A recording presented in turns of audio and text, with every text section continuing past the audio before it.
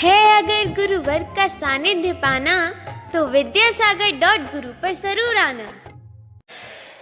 आचार्य गुरुवर श्री कुंद कुंद भगवान की, आचार्य गुरुवर श्री ज्ञान सागर मुनि महाराज की,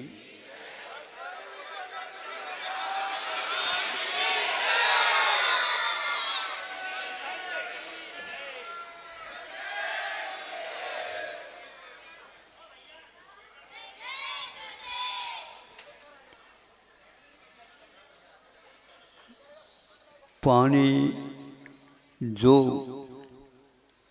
समुद्र का है वह एक प्रकार से पीने लायक क्यों नहीं, इसके बारे में पूछा जाता है। सारे सागरों की बात नहीं है, केवल जहाँ पर आप लोग रहते हैं वहाँ की बात है। तो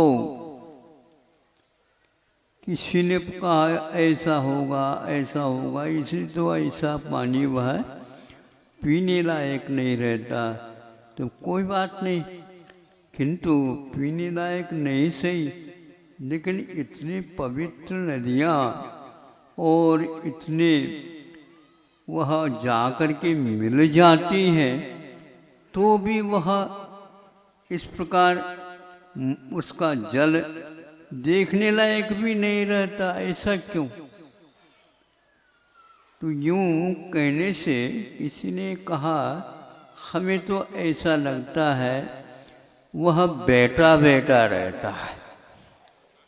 नहीं समझे, कुछ काम तो करता नहीं। जो कुछ काम नहीं करता है तो एक प्रकार से वह साफ सुथरा नहीं रह सकता है, और इसीलिए उसमें इतने जल पहुँचने के उपरांत भी वह पवित्र नहीं हो पाता। इसलिए आचार्यों ने एक प्रकार से कहा बहता हुआ जो पानी रहता है वही स्वयं को पवित्र रख पाता है। बाकी कोई भी हो, उसमें कितने भी जल मिलाओ, उस सारा का सारा क्षार ही होता चला जाता है। हमारे यहाँ भावों में भी इसी प्रकार का कथन आता है, भाव आप कितने भी करो तो वह पवित्र नहीं रह पाएगा, किंतु जिन्होंने अपने जीवन को पवित्र बनाया उसके सामने खड़ा कर दो इसको, अपने आप ही वह उस रूप में सोचने लग जाता है। तो बाकी जितने भी बुरे भाव है तो वह परिणामों से कुछ क्षण के लिए तो अवश्य ही सोचने लग जाता है। इन्होंने भी हम जैसे ही जन्म लेकर के अपने जीवन यापन किया, किंतु ऐसा कौन सा कार्य किया? तो इन्होंने एक प्रकार से समीचीन कार्य करने योग्य जो कहा जाता है उसका ही संपादन किया है। फलस्वरूप इनको यह वैभव उपलब्ध हुआ है। यदि आप अपने आप के जीवन को भी उस नदी के पानी के समान बनाना चाहते हो, वह नदी इसलिए खारा भी नहीं होता, केवल हमेशा हमेशा मीठा ही रहता। तो बड़ी बड़ी नदियाँ मीठी मीठी जाकर के मिलने के उपरांत भी सागर में ये दशा हुई है। इसको देख करके अपने आप के परिणामों को सुधारने के लिए सही दिशा में अपने को पुरुषार्थ करना चाहिए। जैसे नदियाँ यात्रा करके अपने मंजिल तक पहुँच जाती है, इतना अवश्य है। जीवन में वही व्यक्ति एक प्रकार से जो कष्ट सहिष्णु होता है और वह उस कष्ट के सहन करते करते समता को धारण करता है, तभी वह एक प्रकार से मोक्ष पदार्थ के अधिकारी हो सकता है। आप भी मोक्ष चाहते हो? हाँ, आपको बहुत बड़ा ज़्यादा तो पुरुषार्थ नहीं करना है, करना है केवल केवल मुंह में ह को छोड़ देना है और मुंह को तो रख लो, फिर इसके उपरांत ह के स्थान पर क्षय को जोड़ दो। बस क्या हो गया?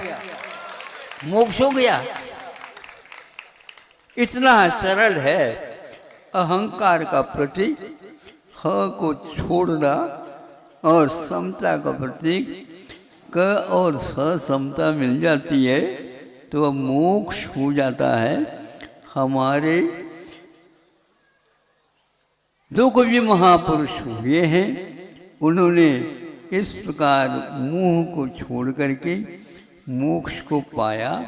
मोह क्षयात कैवल्यम, मोह का क्षय हो जाता है तो कुछ ही क्षणों में ज्ञानावरी दर्शनावली आदि सारे कर्म नष्ट हो जाते हैं, घाती, और उन्हें केवल ज्ञान प्राप्त होता है। ज्ञान नेत्र प्राप्त करने के लिए भी मोह का क्षय, मोह का त्याग, मोह का विसर्जन आपको आवश्यक है। इस प्रकार आप तो धीरे धीरे मोह का त्याग का उपक्रम कर तो रहे हैं, पूरा अभी त्याग नहीं हो पा रहा, कुछ बचा बचा करके हो रहा है। दान भी देते हैं, थोड़े से बचाते हैं, कितना बच जाता है ये पता नहीं रहता है। अच्छा, बहुत बचाते हैं, कोई बात नहीं, बहुत भी धीरे धीरे हो जाएगा। वो बहुत दान नहीं किया जाता, उसको तो त्याग किया जाता है। हाँ, क्योंकि वो किसी काम का नहीं समझ करके, तो जब वह त्याग करता है उसके प्रति किसी प्रकार से लवलेश भी मोह या कुछ राग नहीं रहता, तब उसको धीरे धीरे स्पष्ट हो जाता है कि रास्ता सही दिशा तो यही है। आज तक हम जोड़ने में लगे, अब छोड़ने के सिवाय और कोई मार्ग बचा नहीं। अहिंसा परमो धर्म। आचार्य